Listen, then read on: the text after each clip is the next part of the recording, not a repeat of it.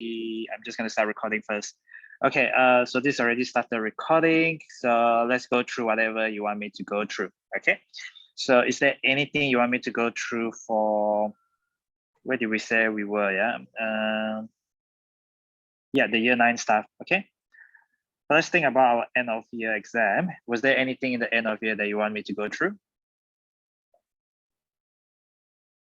We could go through topic by topic, I guess. Okay.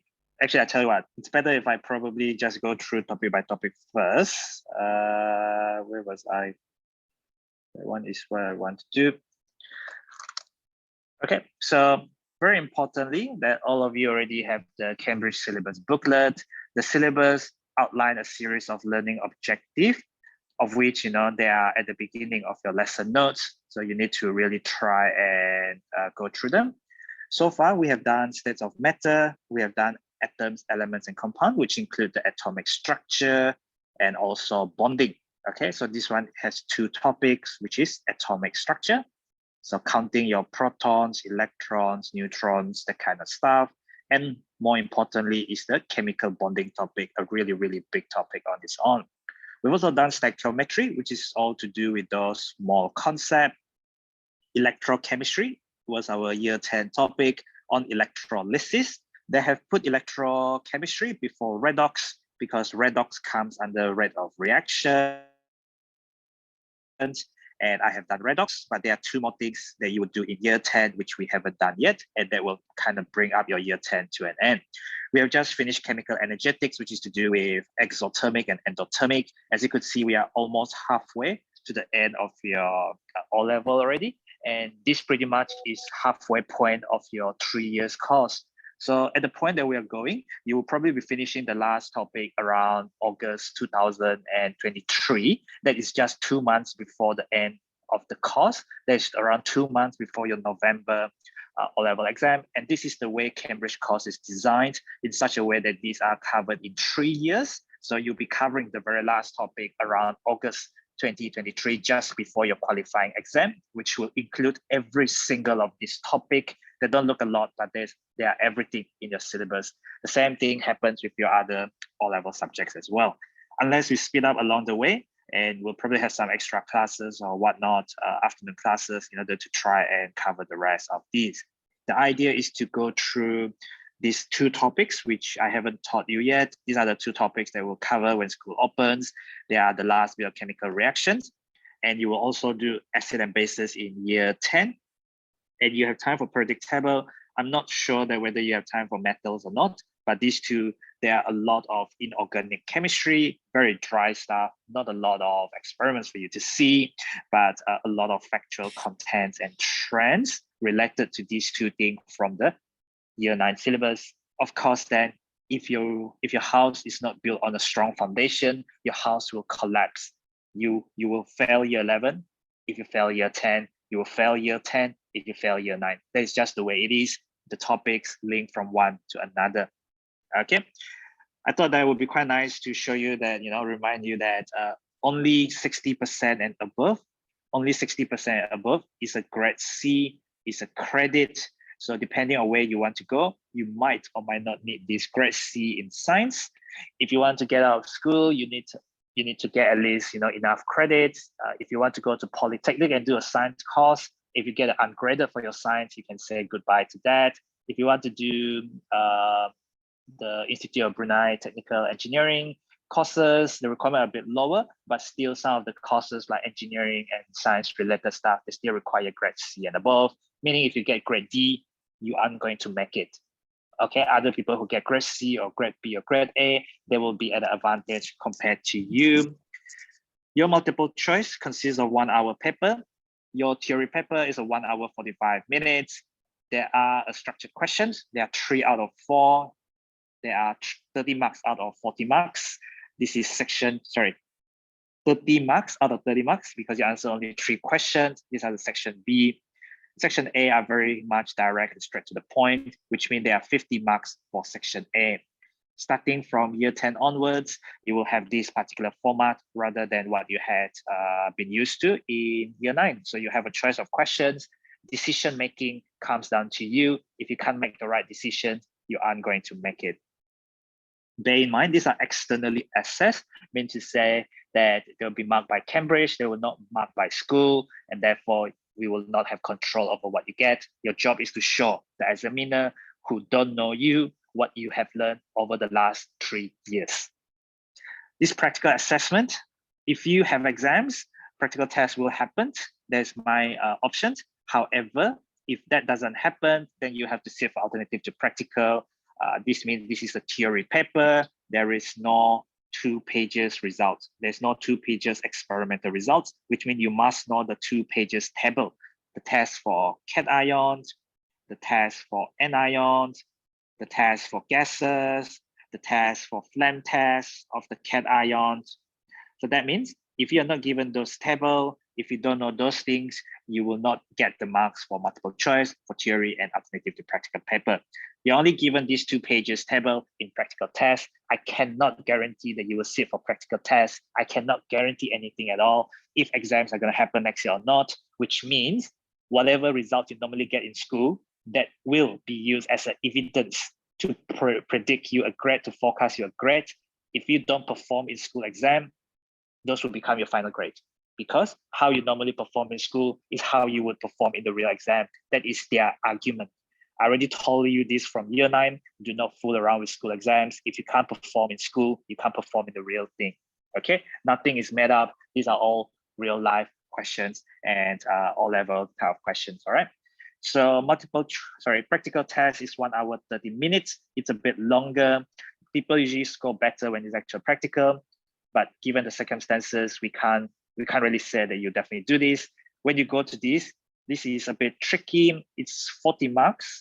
Used to be 60 marks, but I think they reduced it to make it of the same marks, which means it's going to be a bit shorter now compared to the previous alternative to practical. So I was a bit wrong last time because I said it was 60 marks in 1 hour. I think they've changed it in the new syllabus, 40 marks and 40 marks in 1 hour. This is 1 hour 30 minutes there. Questions will always try and give you knowledge or understanding, which basically start off with define, label. So these are usually the easiest level type of questions. Label, counting. Okay, so that is a bit of understanding. Handling information, that's to do with data. I give you a table, I give you some graph, I give you some error analysis. That one is actually experimental skills. So you gotta analyze error. Accuracy is not reliability, so you need to think about reliability. Reliability means consistent result. Consistent result means you have to repeat them. Accuracy, usually it's down to the apparatus. Usually it's down to apparatus. Reducing error, anything you can do to reduce error. Just because you do things a lot of times does not mean you don't have error. Okay. In terms of errors, well, you can think about human error as well as equipment error, that kind of stuff. I think a lot of people, you might have done in the other sciences so far, you're thinking about fair tests, because a lot of you made this mistake when you were asked on reliability. You say keep something constant. So fair test means change only one thing at a time. Change only one variable, keep other constant. Variables mean they can affect your experiment. You want to keep other factor constant because you only want to change one thing at a time. This is to ensure a fair test. A fair test is not accurate or reliable. It's just a fair test. Okay. Your result could be fair, but not accurate. Your result could be fair, but not reliable. These 3 are different concepts. Do not get confused between what is fair, what is reliable, and what is accurate. These are the distribution of marks in paper 1. Multiple choice question, I try my best. Even in a normal MCQ question, you will always see some questions are a bit easier, but they will always be around 30% of the question which require a bit more thinking. It's just the way the exams will distribute the level of questions. Okay. In terms of paper 2, is also 60% knowledge, meaning to say if you actually know definitions, if you have the contents, that means you should be able to get 60%. You should be able to get a grade C and above minimum.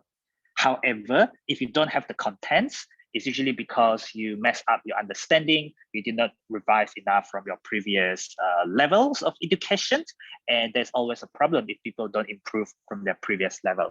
Okay, I'm going to stop here for a while. I need to take attendance. So we're going to do a bit of cold calling.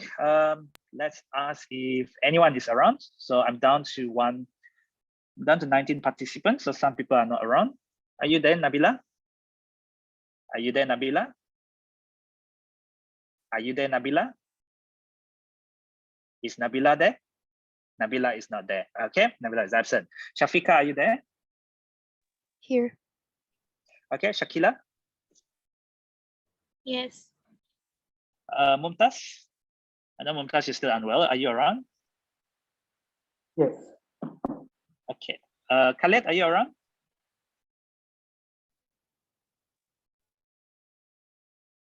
Is Khaled around? Is Khaled around? Khaled is not around. Okay. Anyway, Izan, are you around? Yes. Okay. The rest of you, you can start flicking through your topical test, and then later you can just ask me to go through whatever you want me to go through. Yeah. Okay. Hazwan, good to have you here. Are you around, Hazwan? Yes. Okay. Dawish. Yes. Asnawi. Yes. Ashik. Yes. Daniel. Yes. Hazika around? Yes. Andrena is around? Is Andrena here with me? Nope, Andrena is not around. So I guess this just leave the rest of you guys then. Okay. Shireen, you around? Are you there, Yes. Shireen? Yes. I think I saw Khalid just now. Are you around, Khalid?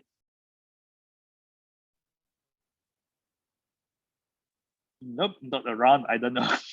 Okay. Lukman, are you around? Yes.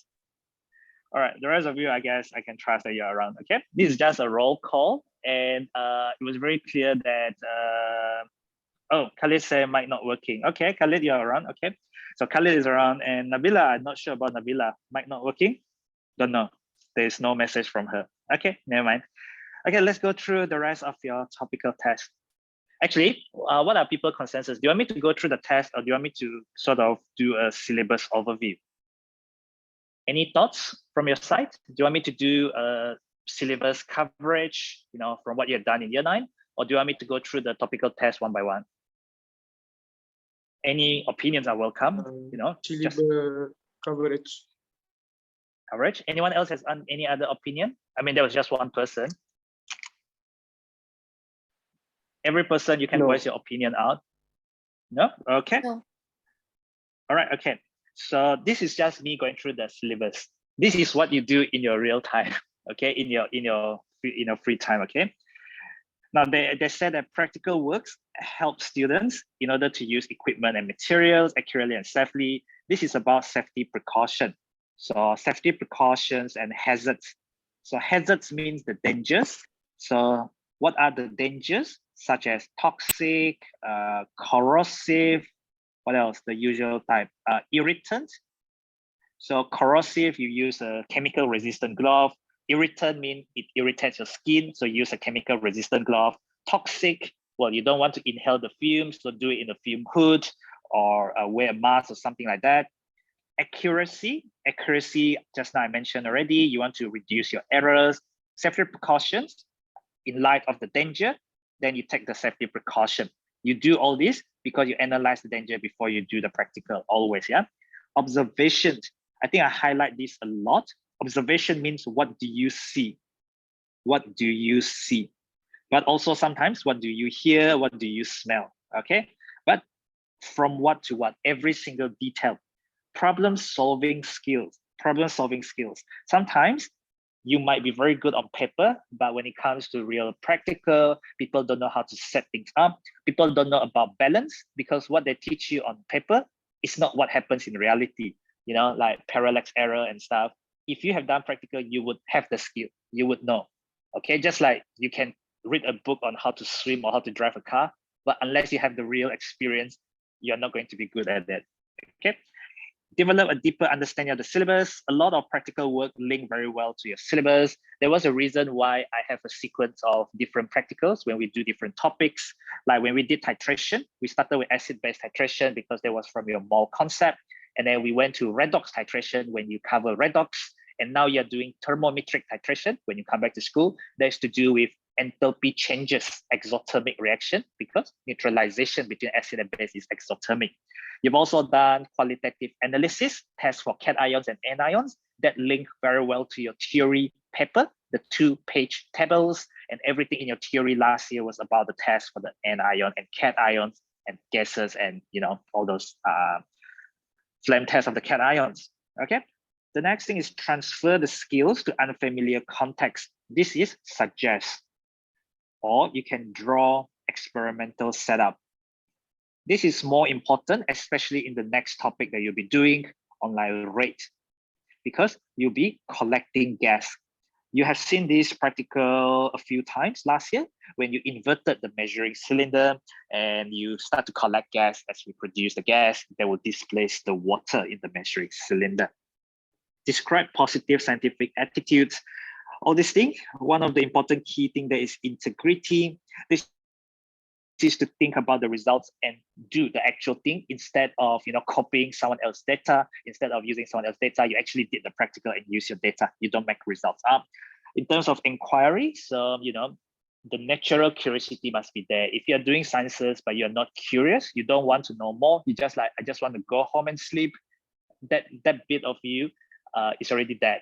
So you're not going to go far in life, okay? So at my stage, even though I'm an expert, I'm still curious about a lot of things. I'm curious about how come the students I teach are not as good as I expect them to be. So something is wrong along the way. Perhaps it's communication, perhaps it's work ethics, perhaps it's the way I mark the work, perhaps it's the way I teach, perhaps it's the way they learn. I don't know. So it's all about curiosity.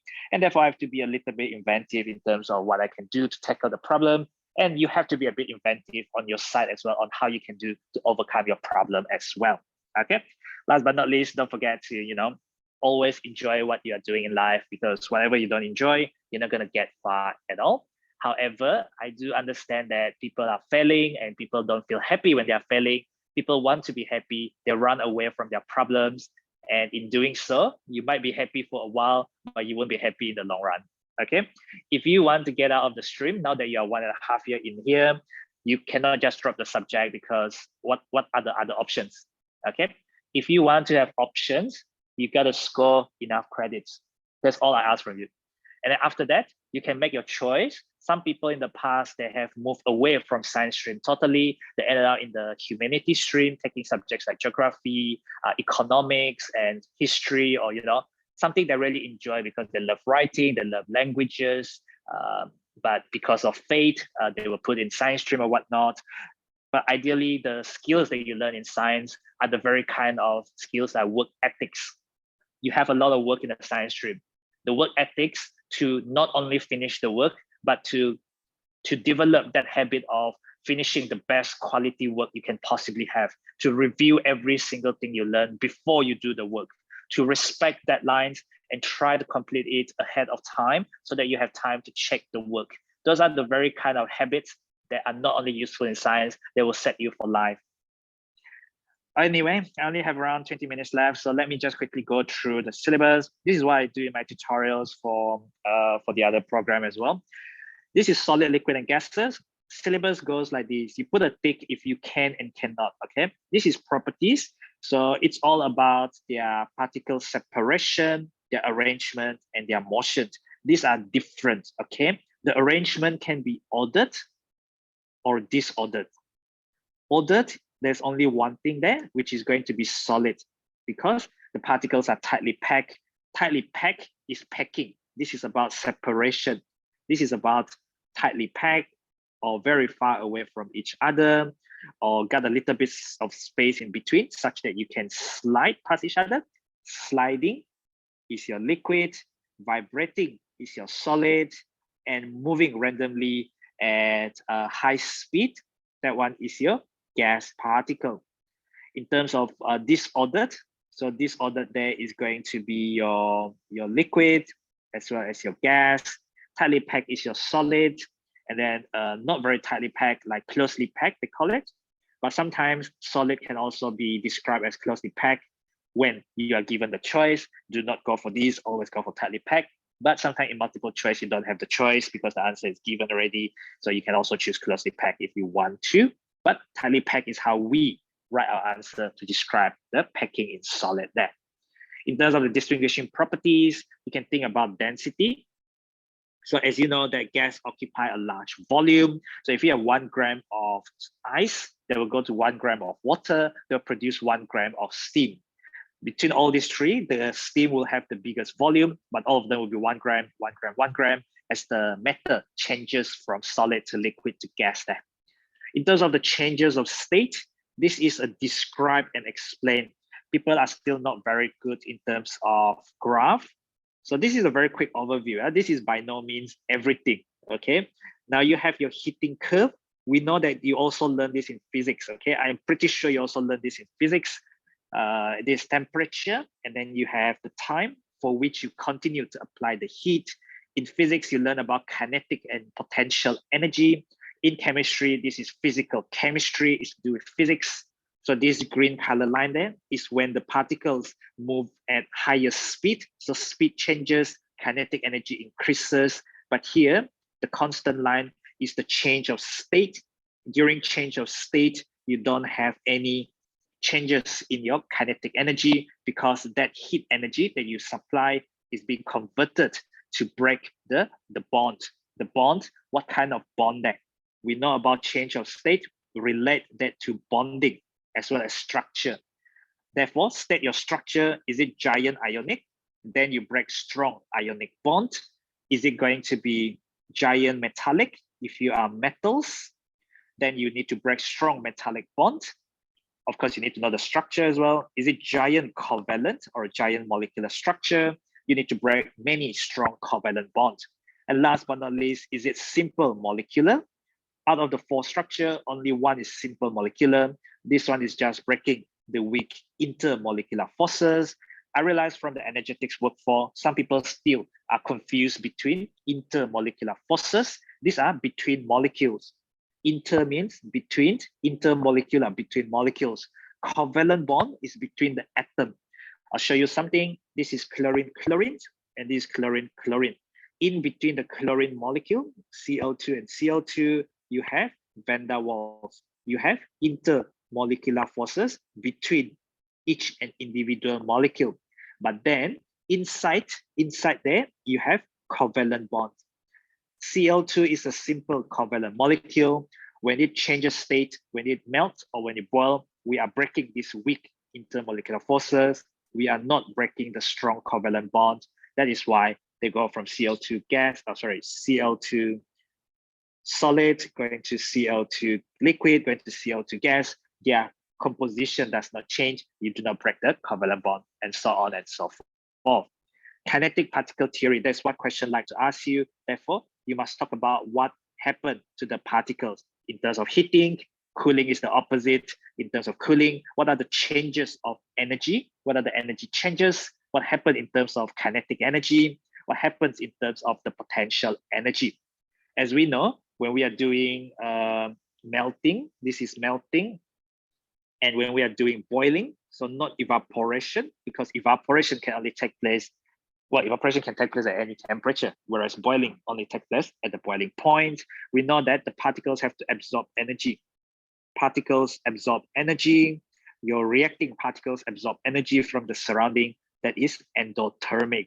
Whereas when you go the opposite way, you are actually bringing the molecule closer together. When they are closer, you get a stronger intermolecular forces of attraction because the molecules become closer together.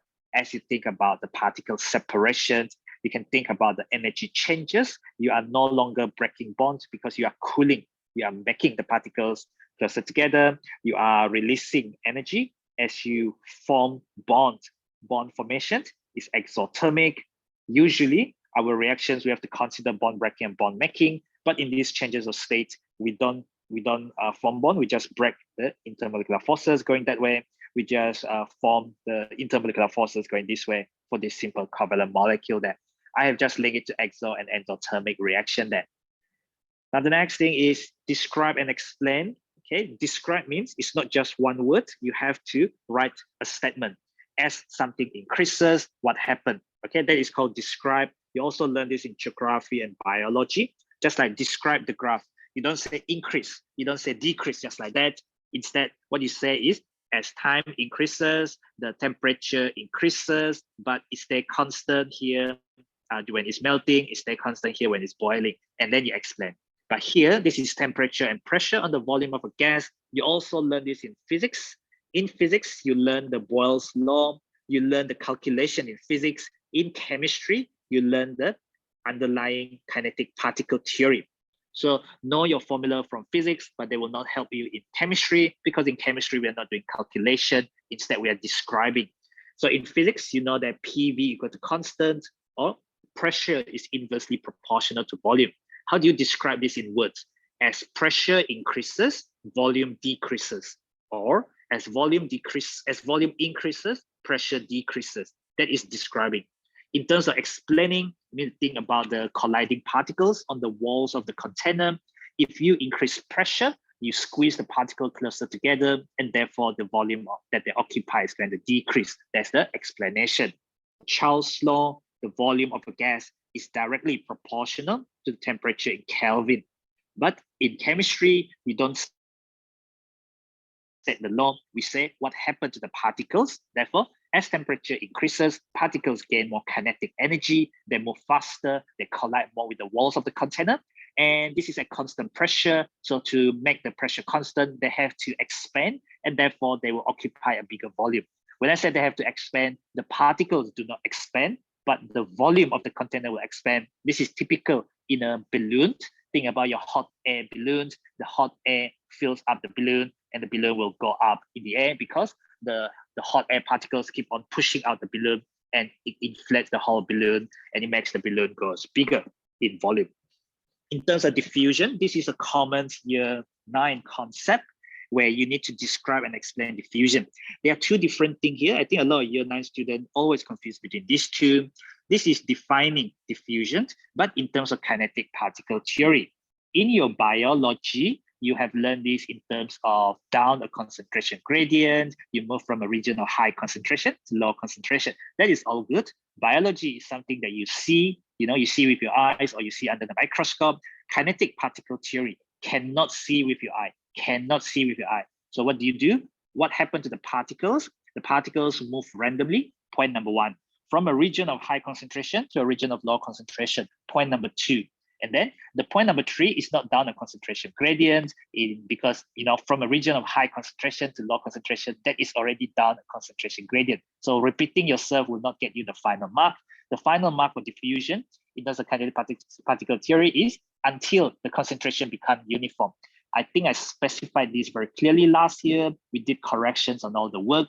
If you had done corrections on the work, you would have gotten this right as you revise your concept there.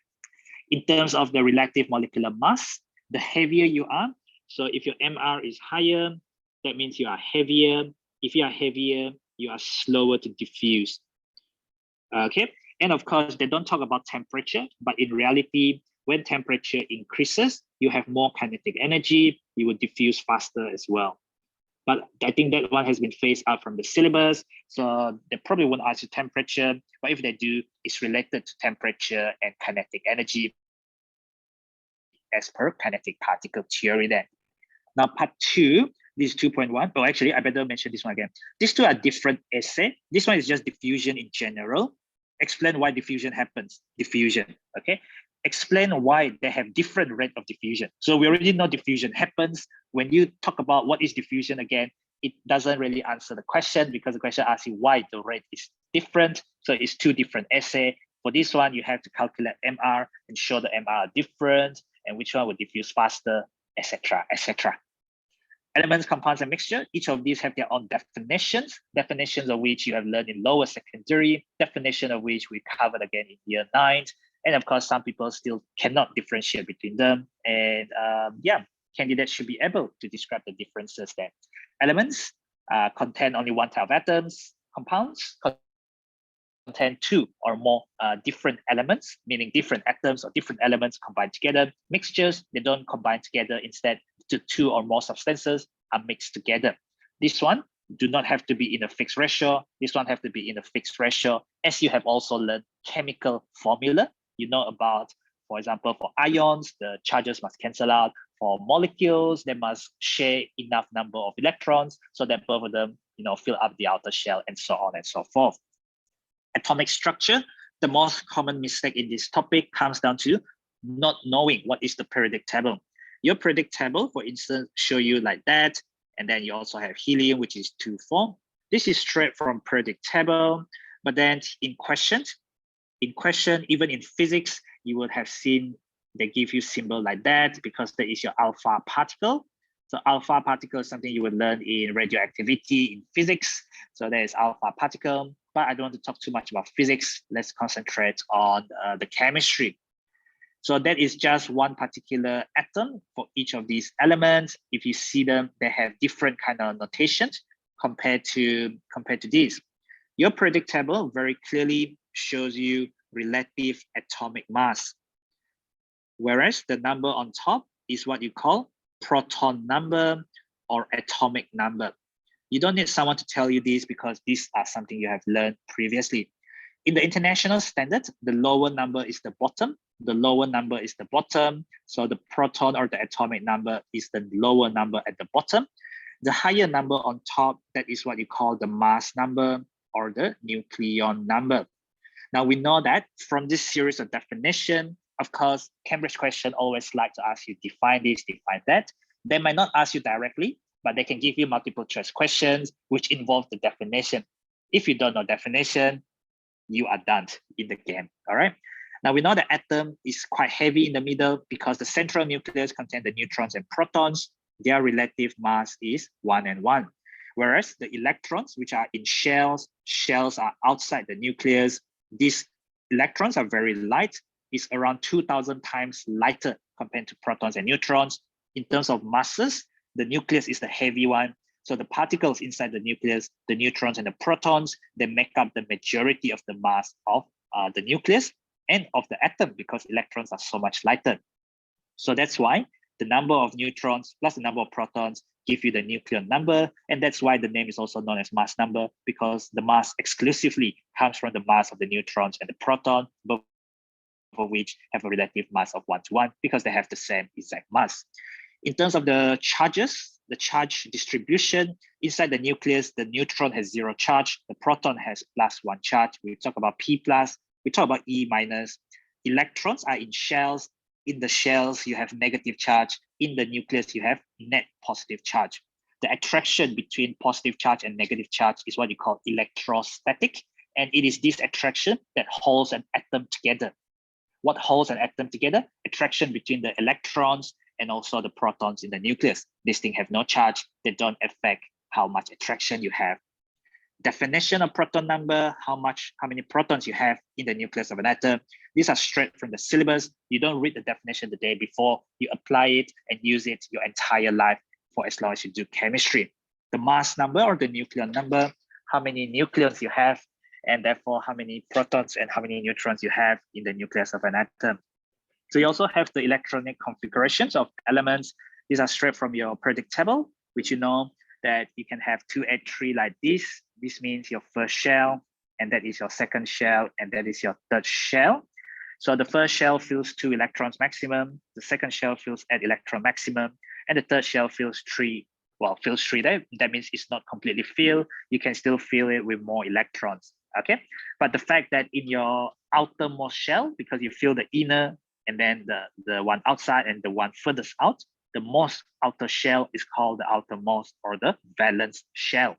You have 3 valence electrons, 3 electrons in the outer shell. The number of electrons in the outer shell tells you the group number, or the group number tells you how many outer shell electrons you have. You should be comfortable with the first 20 elements and how to get this electronic configuration. If this is filled up to third shell, that means you are period 3 element and you are group 3. Period is the horizontal, so third row, and then group 3, so it's the third column. This would be aluminium because the number of occupied electron shell is equal to the period number. Now, this is the one that a lot of people get confused about. Noble gases have a fully filled outer shell. fully filled outer shell. They don't talk about 8 electrons. They talk about group 8, sometimes also known as group 0. And what this one is helium has only 2 electrons in the outer shell. People always forget about helium. Helium is a noble gas. Helium is in group 8. It's in the first shell. It's only got 2 electrons because it's got 2 protons. When you have an atom, the number of protons must be equal to the number of electrons there. And you have neon, which is 28, and then argon, which is 288, and so on and so forth. Now, these noble gases are unreactive. They are inert. That means every other atoms, metals will try and lose electrons to try and get to this fully filled outer shell. However many electrons they lose, the metal will not change its identity. They'll just form cations, whereas the anions come from the non-metals trying to get to this fully filled outer shell electronic configurations of noble gases in order to become inert or unreactive. In terms of isotopes, we have different atoms of the same element. The same element means you have the same number of protons because that is your identity. They don't mention in here, but they mention atoms. So if you have atoms, if you have the same element, therefore, you must have the same number of electrons. By extension of that concept called atoms are uncharged. So that means the same number of protons will give you the same number of electrons as well. But the most important definition thing is same number of protons, but different number of neutrons. What is confusing is this is a factually correct information, but it does not explain why isotopes have the same chemical reactivity. The same chemical reactivity or same chemical property is down to the number of electrons being the same. And if you have the same number of electrons, you have the same electronic configurations, and therefore you have the same chemical properties, not because you have the same number of protons, but it's to do with the electrons. We deal with electrons, we deal with electronic configuration. The elements in the same group, they will have the same properties, something you will learn more towards the end of year 10 as part of the periodic table again and again. Now, the next thing is calculate the relative atomic mass of an element. So given the relative masses and abundances, you got to remember, multiply them together, then you add them together, then you divide by 100% if you have percentage abundance. The most common one includes the chlorine. So you have chlorine 35 as well as chlorine 37, and these are present in 3:1 ratio. I remember them as 3:1, but if you think about percentage, the 3:1 is going to be 75% is to 25%. So that means the percentage multiplied by the mass. This is something new in the syllabus, and I can guarantee you this will definitely come up in the real O level. I'm not too sure whether it'll be the same questions, but it will definitely be the same concept. Multiply the abundance by the relative mass. So chlorine 37, I have 25%, and make sure you can use brackets because we have seen a lot of people can't really use bracket that well because they can't even do their mathematics at all.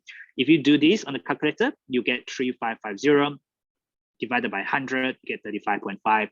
This is called relative atomic mass. There is no such way that you have 17 protons and 18.5 neutron. That is just ridiculous because neutron is a full particle. You don't get 18.5. That's because this thing here, 35.5 is an average number, but that is not the full definition. You have learned the full definitions because you have done stoichiometry under relative masses. This again is a year 9. This again is defined. So that means if they ask you to define, if they ask you to describe, if you cannot score the easy marks, that means you will lose, you will lose a lot of very simple marks.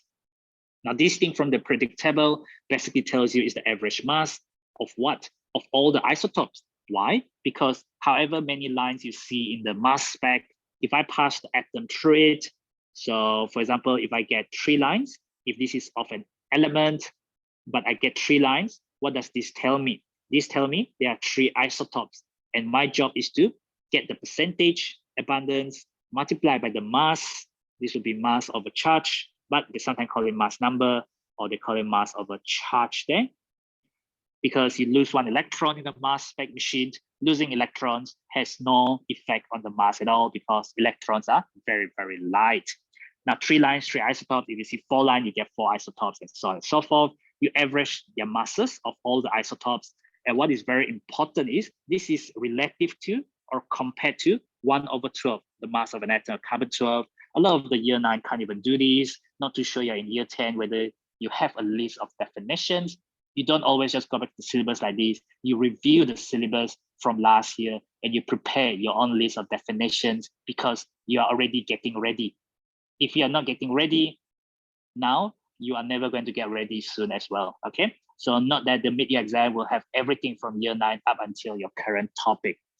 Relative molecular mass, you did this in diffusion just now. We sum up, we don't multiply, we sum up the relative atomic masses depending on how many atoms we have. When we have ionic compound, we still use this term MR, but we simply use the name relative formula mass. If a question says relative formula mass, it's the same concept, it's the same idea of calculating MR there. I just like to finish this one off, I guess, by thinking about interpret and using the symbols. So these kind of symbols, I should probably ask someone this question. Why don't you guys try this thing, okay? X2 plus, I will tell you that it has 2H3. These are the electronic configuration. What is X? Try this. What is X? What is the identity of X? Now I will ask someone about this.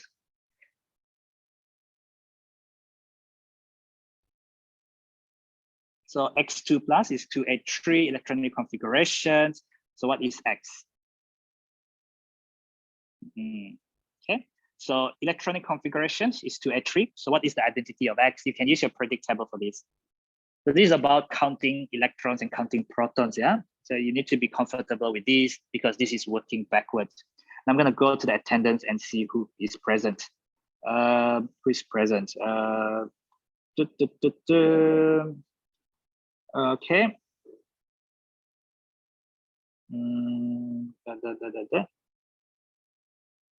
Ashik, what is X? Aluminium. You think X is aluminium? Why? Can you tell me why? Because aluminium is in group 3. Okay, but 2H3 is for the cation or for the atom? Is it for X2 plus or X? X2 plus. So this is for X2 plus. Can you tell me how many electrons does X2 plus have? How many total electrons does X2 plus have? How do you work it out?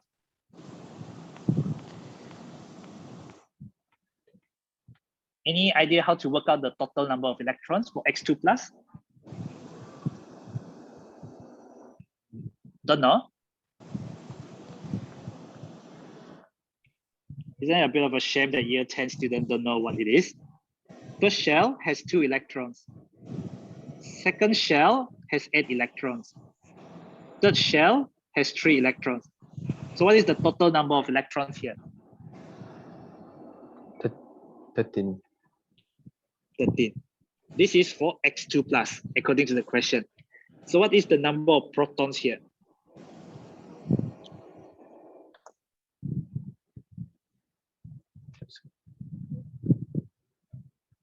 Yeah, what's the total number of protons there?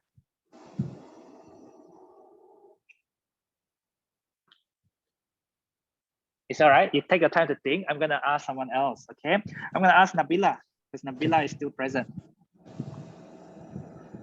Nope. I'm going to ask Dawish. How many protons are here? How many protons are here, Dawish? Dawish, still around? Dawish, how many protons are here? This is a simple year 9 question, right? How many protons are here, Dawish? Dawish is not around anymore. Adriana, how many protons are here? 8 protons. Is that you, Dawish? No. No? What are you saying? How many protons are here? Do we know how to count? We are not looking at predictable. We are just doing counting. We are just counting. 1, 2, 3, 4, 5. We are just doing counting. So how many protons are here, Dawish? So you spend 5 minutes for a 1 minute question and you still can't get it. Okay, never mind. Okay, Hilmi, how many protons are here, Hilmi? Is Hilmi? How many protons? Proton never changes, right? When you go from X to X2 plus, do you change proton? No, you don't, because you're just losing electrons. How many protons do you have for X2 plus?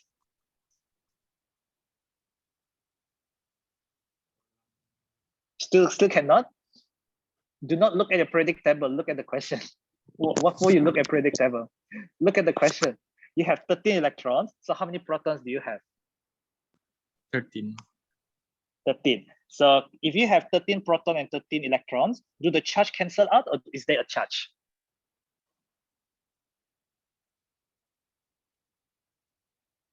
Plus 13 minus 13, what do you get? 0. What is this? Is it 0? It's not, it's plus 2. How in the world do you get plus 2? Do you have same number of protons and electrons? Try again. You see, this is the problem. You are thinking about atoms when the question clearly showed to you ion. I also don't know what's wrong, okay? Let's try Hazwan. How many protons are here? Hazwan still there? How many protons are here? Easy to listen, right? But when it's time, you think it's 11. 8 proton? 11 proton. Well, I have more electrons than proton, so I have more negative than proton. I have more negative than positive. How come I still have positive? Minus 13 plus 11 is minus 2. Plus 2. 15. But the first one goes, because the first one you think is correct and you turn out to be wrong, you will have messed up a year 9 concept. Imagine a year 10 cannot do a year 9 concept. And that goes to, I don't know, a few other people I asked previously. Okay, let's try just one more. The last thing I will probably do with you today. Y3 minus 25. What is Y? What is Y? Just very simple. No need to look at periodic table. Oh, by the way, I forgot. If this is 15 protons, you can look at periodic table. It will become phosphorus, but it's phosphorus 2 plus. I did not choose this because it's a fully filled outer shell. I just say it's a random ion with this configuration. Just like this is a random ion with this configuration.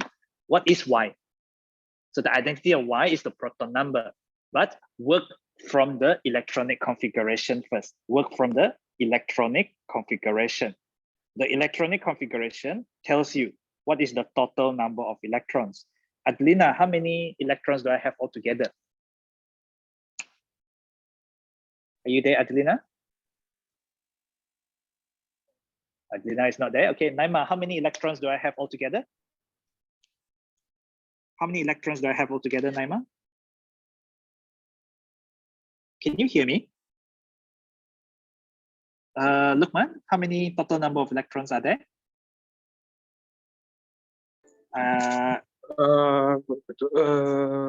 7. So 2 plus 5 is 7. We're looking at total number of electrons. So what is the number of protons here, Lukman? Plus 3, 10. I think there are 10 protons. Well, I have 10 positive charge and I have 7 negative charge. I have more positive than negative charge. Is that correct? Were you listening when Hazwan made the mistake just now? So this is what Lukman said, yeah, 10 protons. I know time is up already, but anyway, this is 10 protons plus 10 minus 7, 3 more protons. 3 more protons will give you plus 3 charge. This is clearly wrong. Clearly wrong. Just now, Lukman said plus 3. Plus 3, plus 3, plus 3, because he's thinking about electron. Why in the world did he plus 3 for protons? Because proton never changes. Why in the world did he do plus 3? Instead of plus 3, he should have taken away 3 lesser, or actually it should be 3 more electrons than protons. Why? The minus 3, that's the meaning of minus 3. The atom gains 3 electrons. This is what you're thinking in your head. Unfortunately, if you cannot think backwards, you will have problem. Atom gains 3 electrons, 3 more electrons than protons. If you have 7 electrons, therefore you must have 4 protons, because the atom has 4 protons, they gain 3 electrons, it becomes 7 like that. If it has 4 protons, you must be beryllium. This is Be3 plus. There will be 2,5. Because beryllium is 2,2. They gain 3 electrons, they become 2,5. This is Be3 plus. Of course, it's not a fully filled outer shell. I never said it was. I just said work backward and find the identity of Y. Okay, we just leave it here for today. If you got any questions, you can ask me next time. But the next time I see you, I guess I can go through bonding very quickly. But these are recap of your year 9 stuff. Recap will never help unless you have the actual content. Listening to me for the 2 periods will not make you get 100%. It is what you do in your free time that will let you go all the way. So when school reopens, you will have some tests on energetics. You will have the mid-year exam, which will cover everything from year 9 out until the current topic. Okay, we just leave it there for today. Thank you, everyone. So the people who did not respond or who did not text or anything, so that was just Nabil.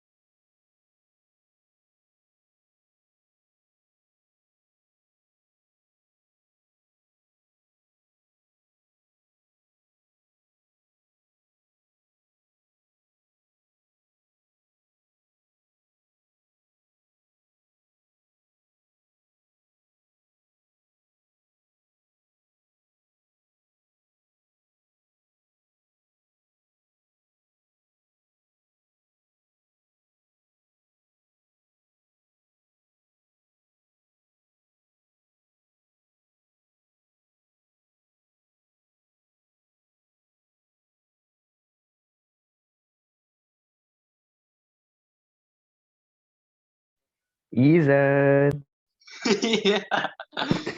Izan host. Thank you, sir.